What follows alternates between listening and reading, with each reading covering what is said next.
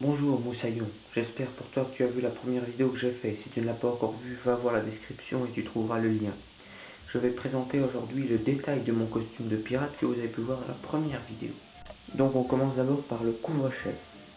La base d'un costume de pirate, ce sera toujours de mettre un bandeau. Ici c'est un bandeau, c'est un bout de tissu en fait, que j'ai teinté. Parce qu'à la base le tissu est rouge comme ça, vraiment rouge déguisement. Là il a un rouge un peu plus foncé, un peu plus sérieux. Donc la base.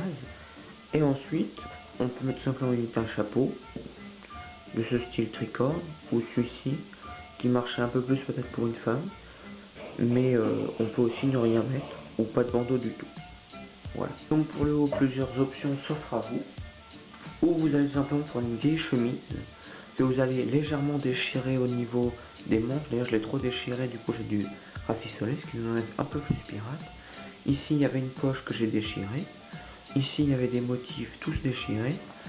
J'ai fait pareil sur les deux manches. Voilà. Le bas c'est mieux de le faire, mais si vous mettez dans votre pantalon avec une ceinture ça ne se verra pas. Donc que ce soit une chemise ou simplement un t-shirt blanc uni, on fait pareil. On fait des déchirures ici, on fait des déchirures au col. Voilà, le truc c'est que ça n'ait pas l'air tout neuf. Voilà, donc pour le haut. Bien, on continue avec le pantalon. Donc ici c'est un pantalon assez large pour nous faire un effet un peu plus bouffant.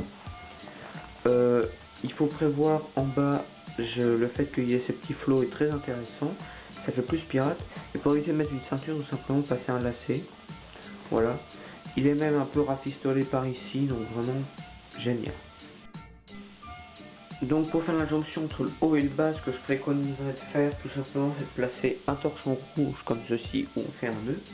Et pour donner un effet un peu plus intéressant, tout dépend de la longueur de votre bout, mais on peut tout simplement venir en placer un là sur un côté, qu'on laisse un peu, voilà.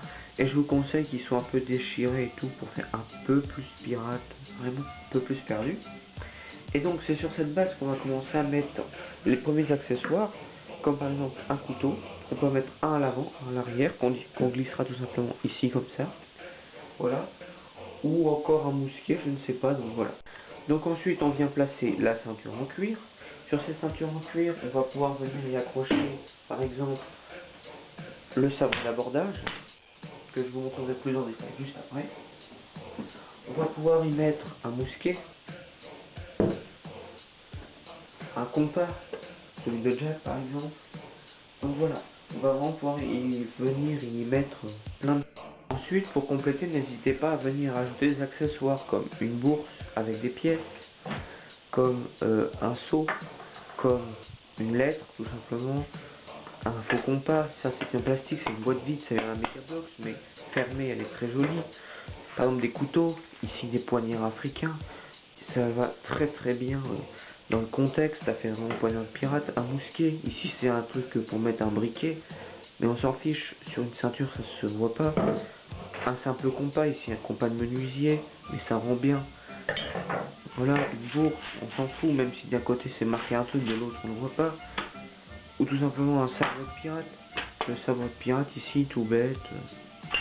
Un vrai bien évidemment. Ici qui est non tranchant pour ne pas se blesser. Un moule à balle avec une balle dedans, c'est quand même plus sympa. Donc voilà, de diverses tailles. Ça c'est plus une taille pour pistolet, mousquet, que ça c'est plus vraiment une taille vraiment de mousquet. Donc voilà.